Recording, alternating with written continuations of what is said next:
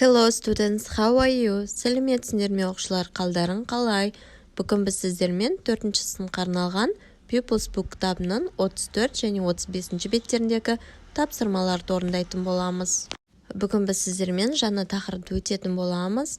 The Legend of William Tell, a story from Switzerland.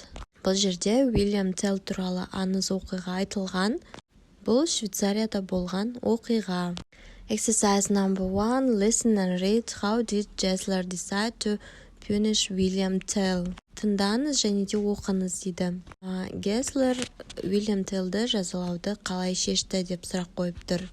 Ол сұрақтың жауабын білу үшін біз мәтінді толығымен оқып шығуымыз қажет. Many years ago, a cruel man called Gessler ruled over the people of Switzerland. Көп жылдар бұрын Швейцария халқын Gessler деген қатыгез адам билеген екен. The people did not like Gessler and they were afraid of him. Халық Gesslerді ұнатпай, одан қорқатын.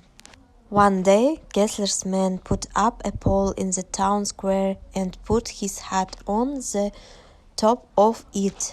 Бір күні Gesslerдің жігіттері қала алаңына бағана орнатып, оның басына қалпақ кигізді. Gessler gave orders that every man who came into the town must bow down in front of the hat. Бұл сөйлемнің аудармасы: Gessler қалаға келген әрбір адам осы қалпақтың алдында иіліп тағзым етуді бұйырды. Everyone obeyed because they were afraid Gessler might kill them. Бұл сөйлемнің аудармасы: жаңағы айтылған бұйрыққа барлығы бағынды, себебі олар Gessler оларды өлтіреді деп қорықты. There was one man who was not afraid. Бірақ қорықпайтын бір адам болды. This brave man's name was William Tell. Бұл батыл адамның есімі William Tell болатын. When he saw the hat, he stood in front of it and laughed, I will not bow down to this wicked man. Ол қалпақты көріп, оның алдына тұрып, мен бұл жауызға иілмеймін деп күлді. When Gessler heard of this, he was really angry. Мұны естігенде Gessler қатты ашуланды. He decided to punish William Tell. Ол William Tellді жазалауды шешті. Everyone knew that William Tell could shoot with a bow and arrow better than anyone. William Tellдің садақ пен жебені атудан қабілетті екенін барлығы білетін.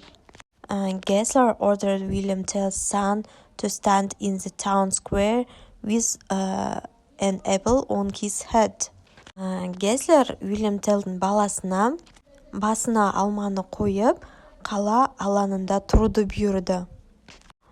He then told William Tell that he must hit the apple with just one shot of an arrow. If you don't hit the apple, said Gessler, my man will kill the boy right in front of you. Содан кейін William алманы бір ғана жебемен, яғни ату қажет екендігін айтты. Егер алманы соқпасаң, яғни алмаға тигізбесең, деді Gessler, менің адамдарым баланы, яғни сен баланды көз алдында өлтіреді, деді. William Tell looked at his dear son, and the boy looked back at his father. William Tell сүйікті баласына қарады, ал бала өзінің әкесіне қарады. He was not afraid because he knew his father was the best shot in the land. Ол қорықпады, өйткені ол әкесінің ең жақсы атқыш екенін білді. William Tell fired and the arrow flew through the air. William Tell оқ атып, жебе ауада ұшып кетті. It hit the apple exactly in the middle. Ол алманың дәл ортасына тиді. Everyone in the square cheered. Алаңдағылардың барлығы қошемет көрсетті. Then Gessler saw another arrow in William Tell's hand. Содан кейін Gessler Уильям Теллдің қолында тағы бір жебені көрді. What is the other arrow for? He asked. Басқа жебе не үшін деп сұрады. William Tell looked at the evil man in the eye and said, This arrow was for you, if anything happened to my son.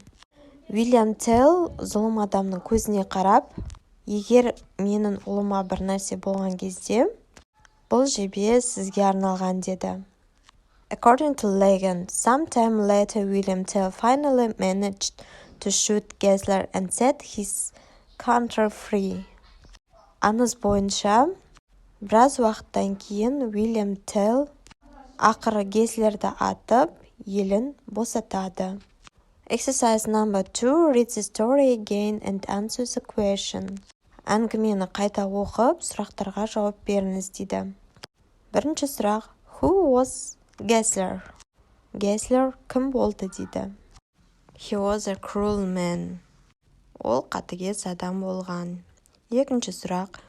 Who was William Tell? William Tell кім болған? He was brave man. Ол батыл адам болған дейді. Енді үшінші сұрақ. What did Gessler order his men to do? Gessler өз адамдарына не істеуді бұйырды дейді. Ол сұрақтың жауабы. Gessler gave orders that every man who came into the town must bow down in front of the head. Gessler қалаға келген әрбір адам қалпақ алдында иіліп, тағзым етуді бұйырған етін. Төртінші сұрақ. Why were people afraid of Gessler? Неліктен адамдар Геслерден қорықты дейді. Бұл сұрақтың жауабы. Because Gessler might kill them. Өйткені Геслер оларды өлтіру мүмкін. Бесінші сұрақ. What did William Tell have to do save his son? William Tell өзінің ұлын құтқару үшін не істеу керек еді? Бұл сұрақтың жауабы. He must hit the apple with just one shot of an arrow. Ол алманы бір ғана жебемен атуға жетеді.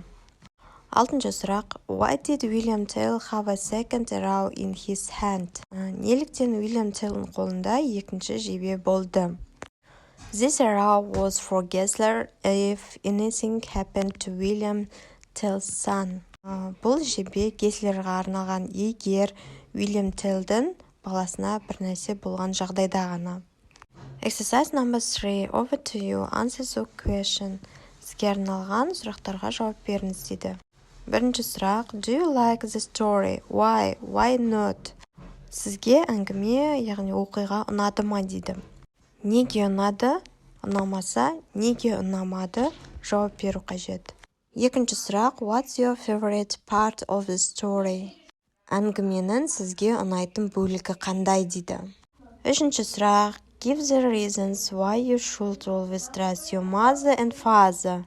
Неліктен әкеңе және анаңа сүйенудің 3 себебін көрсет дейді.